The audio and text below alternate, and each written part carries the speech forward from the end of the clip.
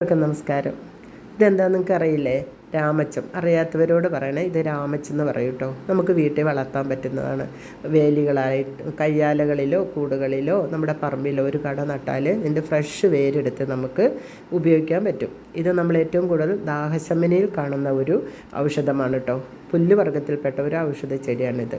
അപ്പോൾ നമ്മൾ ഈ ദാഹശമനിയിൽ ഉപയോഗിക്കുമ്പോൾ കുറേ നേരം തിളപ്പിക്കാൻ പാടില്ല. ഇത് തിളച്ച വെള്ളത്തിലിട്ടിട്ട് നമ്മളൊരു അരമിനിറ്റ് കഴിഞ്ഞ് മൂടി വെച്ചിട്ട് ഉപയോഗിക്കുകയാണ് ഇതിൻ്റെ ഗുണങ്ങൾ കൂടുതൽ കിട്ടാൻ. പിന്നെ ഈ വെള്ളം കുടിച്ച് കഴിഞ്ഞാൽ നമ്മുടെ വിയർപ്പ് നാറ്റം നമുക്ക് ശരീരത്തിൽ ഉണ്ടാകില്ല എന്നാണ് ഡോക്ടർമാർ പറയുന്നത്. നമ്മുടെ ചൂടിനെ വളരെയധികം തണുപ്പിക്കാൻ പറ്റുന്ന ഒരു ഔഷധമാണ് ഈ രാമച്ചം. അതുകൊണ്ടാണ് ഈ വെള്ളം കുടിച്ചാൽ നമുക്ക് വളരെയധികം ഗുണമുണ്ട് വിയർപ്പ് നാറ്റത്തെന്ന് പറയുന്നത്. നമ്മുടെ വീട്ടിൽ വളർത്താൻ പറ്റും, യഥേഷ്ടം വളർത്താൻ പറ്റുന്ന ഒരു ചെടിയാണ് ഈ പുൽച്ചെടിയാണ് ഈ രാമച്ചത്തിൻ്റെ ചെടി.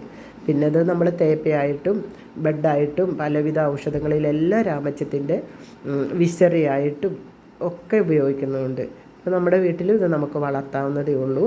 ചെറിയ ഒരു കമ്പ് നട്ടാൽ മതി. ഇഷ്ടം പോലെ രാമച്ചത്തിൻ്റെ വേര് നമ്മുടെ വീട്ടിലുണ്ടാവും. ഒന്ന് സപ്പോർട്ട് ചെയ്യണേ. ബൈ.